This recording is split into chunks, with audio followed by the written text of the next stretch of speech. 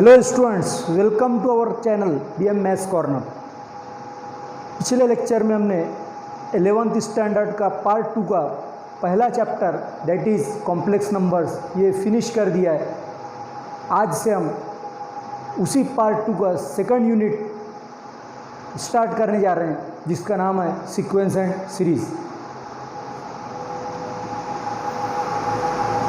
सबसे पहले हम देखते हैं what is mean by sequence. Sequence को हम प्रोग्रेशन भी कहते हैं। Sequence is an arrangement of numbers in a definite order according to a definite rule. Sequence क्या है? किसी पर्टिकुलर रूल के हिसाब से नंबर्स का अरेंजमेंट किसी फिक्स ऑर्डर में, उसको कहते हैं हम सीक्वेंस। तो सबसे पहले हम देखते हैं टाइप्स ऑफ प्रोग्रेशन और टाइप्स ऑफ सीक्वेंस में फर्स्ट टाइप आता है अरिथमेटिक प्रोग्रेशन और arithmetic sequence. If the difference between two consecutive terms of a sequence is constant then that sequence is known as arithmetic sequence और arithmetic progression. जब किसी दो consecutive terms या दो कॉन्जिक्यूटिव नंबर्स के बीच में डिफरेंस जो है कांस्टेंट आता है तो उस सीक्वेंस को हम अरिथमेटिक सीक्वेंस और अरिथमेटिक प्रोग्रेशन इस तरह से कहते हैं। यानी हमको दो नंबर्स का डिफरेंस कांस्टेंट होना। For example see here 2, 5, 8, 11 dash dash dash, मैं लिख रहा हूँ आर इन अरिथमेटिक प्रोग्रेशन। अब 2 क्या है? फर्स्ट टर्म है, 5 सेकंड टर्म है, 8 थर्ड टर्म है, 11 फोर्थ टर्म है। तो कोई भी टर्म को अगर डिनोट करना है तो T1, T2, T3, T4 ऐसा हम डिनोट करेंगे, यानी first term, second term, third term etcetera. देखिए consecutive terms means the numbers which come one after the another. ऐसे नंबर्स जो एक के बाद एक आते हैं उनको कहते हैं कॉन्जिक्यूटिव टर्म्स और कॉन्जिक्यूटिव नंबर्स। फॉर एग्जाम्पल 2 और 5, 2 और 5 क्या है? कॉन्जिक्यूटिव टर्म या कॉन्जिक्यूटिव नंबर कहेंगे। 5 and 8 these are the consecutive terms. हम इसका डिफरेंस चेक कर लेते हैं। अब देखते हैं डिफरेंस से सिमिलर आता है, सेम आता है या फिर डिफरेंट आता है। This is denoted by D. अब मुझे पहला डिफरेंस चेक करना, D1 इक्वल टू क्या हो जाएगा? फिर T2 minus T1 means 5 minus 2, 5 minus 2 क्या हो जाता है? 3। अब सेकंड डिफरेंस मीन्स ये D2। सेकंड डिफरेंस लेना है तो T3 माइनस T2 लेना होगा, 8 minus 5 that is also 3। Similarly third difference D3 is equal to क्या हो जाएगा? T4 minus T3 means 11 minus 8, 11 minus 8 क्या हो जाता है? 3। It means that our difference 3, 3, 3। This difference is nothing but a constant difference, constant. जब पहला D1 3 आया, D2 3 आया, D3 3 आया, इसका मीनिंग क्या होगा? कोई भी डिफरेंस अगर हम इस प्रोग्रेशन में अगर वेरीफाई करते हैं तो वो डिफरेंस सेम आता है, और सेम आता है तो उसी को हम क्या कहेंगे? कांस्टेंट। फार्मूला क्या बनता है फिर? डिफरेंस का फार्मूला क्या आएगा? General formula D equal to Tn+1 minus Tn। n+1 यानी नेक्स्ट टर्म,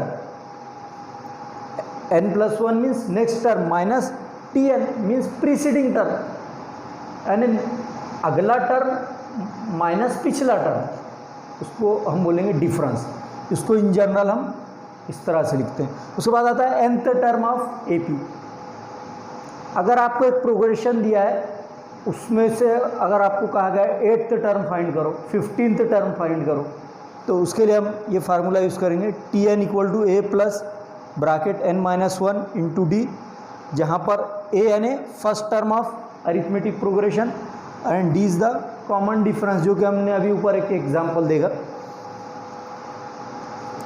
उसके बाद आता है sum of n terms of AP। अगर आपको 20 टर्म्स दिए हुए हैं अरिथमेटिक प्रोग्रेशन और उन 20 टर्म्स का अगर हम एडिशन लेते हैं 1 बाय 1 तो it takes so much time, बहुत ज़्यादा टाइम लग जाएगा। तो उसके लिए भी हमारे पास में फार्मूला है। अगर आपको 20 टर्म्स दिए हुए हैं और सारे के सारे अरिथमेटिक प्रोग्रेशन में और उनका हमको समेशन या एडिशन फाइंड करना है तो SN यानी sum of n terms is equal to n/2 into 2a plus n minus 1 into D. यहाँ भी a मीन्स फर्स्ट टर्म होता है, d मीन्स कॉमन डिफरेंस होता है, n यानी जितने टर्म का हमको सम या एडिशन फाइंड करना है वो n 20 टर्म का है तो n 20 हो जाएंगे। अगर suppose t1 t2 t3 dash dash dash some more terms are in arithmetic progression then t1 plus K t2 plus K tn plus K are also in AP। इसका meaning क्या होगा, k क्या है यहाँ पर है कांस्टेंट है।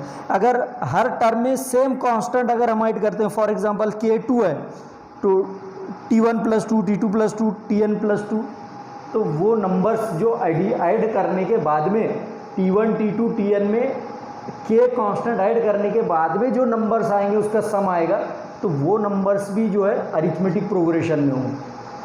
Similarly second property है k into t1 k into t2 dash dash dash k into tn are also in AP। अगर t1 t2 tn ये टर्म्स जो है अरिथमेटिक प्रोग्रेशन में, तो उन टर्म्स को किसी स्केलर या किसी कांस्टेंट k से अगर हम मल्टीप्लाई करते हैं, फॉर एग्जांपल 3 कांस्टेंट है, 3 से अगर हर टर्म को मैं मल्टीप्लाई कर दूं 3t1 3 into t2 3 into tn, तो मल्टी नंबर्स का प्रोडक्ट आएगा। वो नंबर्स भी क्या होंगे अरिथमेटिक प्रोग्रेशन में होंगे। So this is all about arithmetic progression that yours ने BM Maths कॉर्नर इस चैनल को अब तक सब्सक्राइब नहीं किया है वो जल्द से जल्द इनका लाल बटन दबाकर सब्सक्राइब कर ले, ताकि आने वाले नेक्स्ट लेक्चर का नोटिफिकेशन आप तक पहुंच सके और ज़्यादा से ज़्यादा स्टूडेंट्स को फ़ायदा हो। और अपने फ्रेंड्स में लाइक और शेयर करना ना भूलें। टाइप्स ऑफ प्रोग्रेशन पढ़ रहे हैं। This is second type of progression that is geometric progression या ज्योमेट्रिक सीक्वेंस भी हम इसको कह सकते हैं।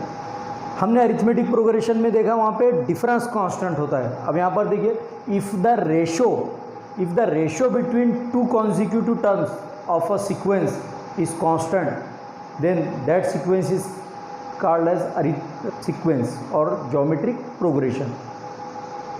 देखिए यहाँ पर सी है, ये एग्जांपल ले रहा हूँ मैं 1 4 16 64 are in GP means geometric progression. ये जो टर्म्स है t1 t2 t3 t4 यानी first term second term third term fourth term, इस तरह से हम सपोज कर रहे हैं। सी यार स्टूडेंट्स, हम क्या करते हैं, ये जो सीक्वेंस है ये GP में है कि नहीं है वो चेक करते हैं। वो चेक करना है तो हमको रेशो लेना है कॉन्जिक्यूटिव। यहाँ पर ratio is denoted by R। अब देखिए फर्स्ट रेशो फाइंड करना है मुझे, तो मैं R1 नाम दे रहा हूँ उसको।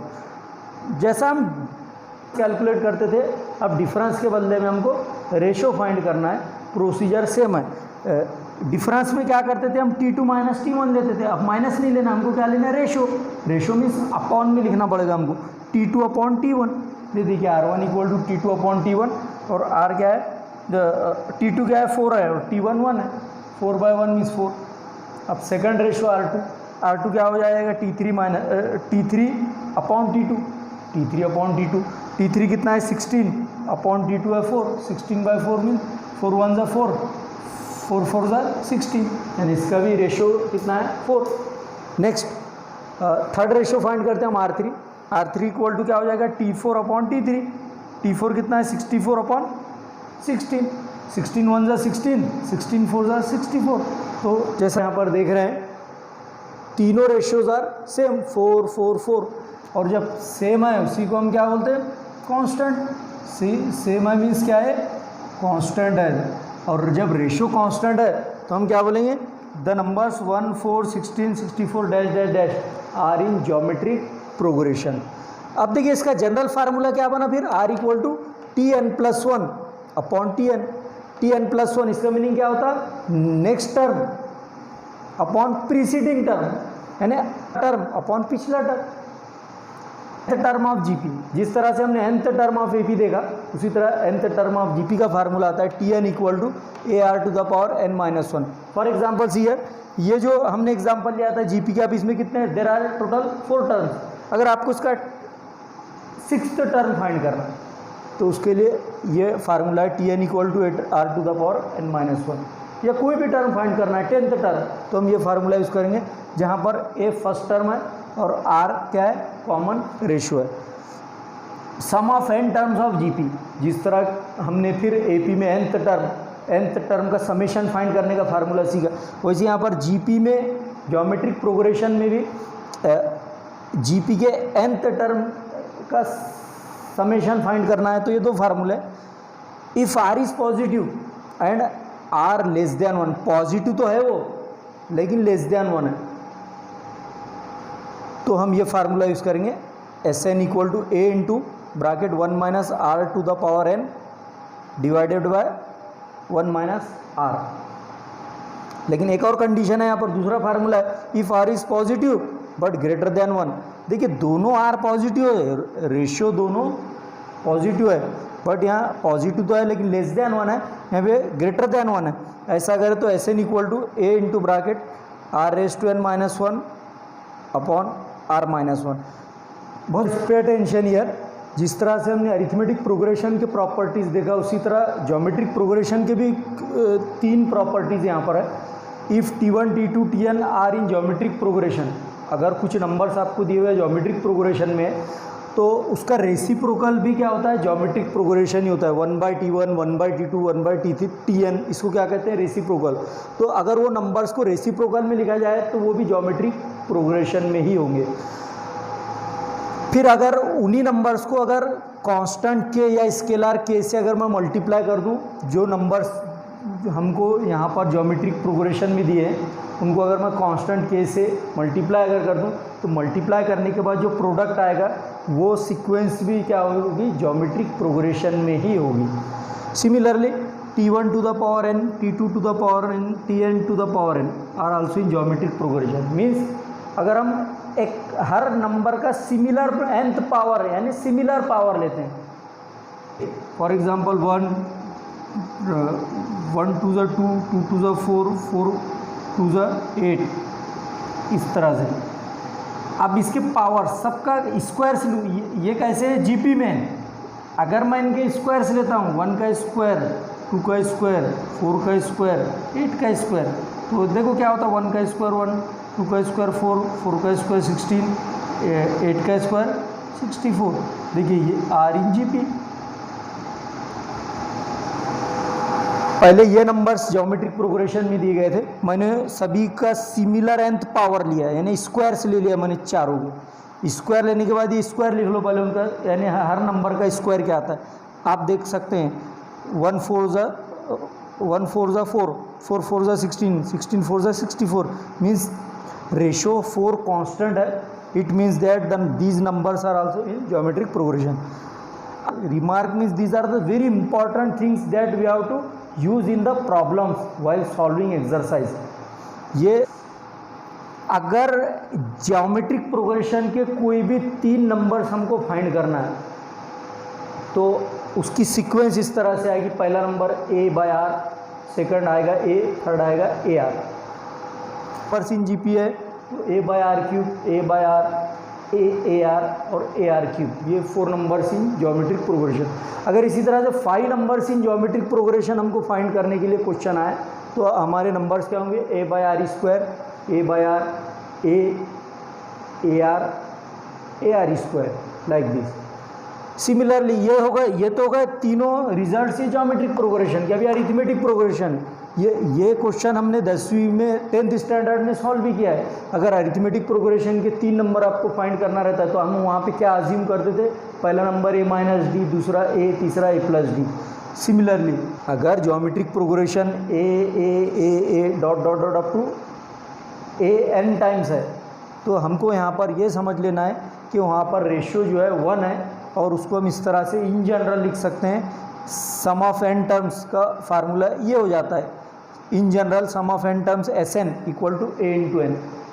और लास्ट पॉइंट हमारा देखिए, Tn अगर हमको कैलकुलेट करना है और Sn दिया है तो Sn माइनस 1 ये फार्मूले से हम nth टर्म उसमें कैलकुलेट कर सकते हैं। यानी कितने term arithmetic progression and geometric progression in our next lecture. जिन स्टूडेंट्स को आज जो मैंने थ्योरेटिकल पार्ट सिखाया है, अगर इस लेक्चर में या कोई कॉन्सेप्ट, कोई डेफिनेशन, कोई फार्मूला अगर आपको नहीं समझ में आता है तो कमेंट बॉक्स में जाकर कमेंट कर सकते हो।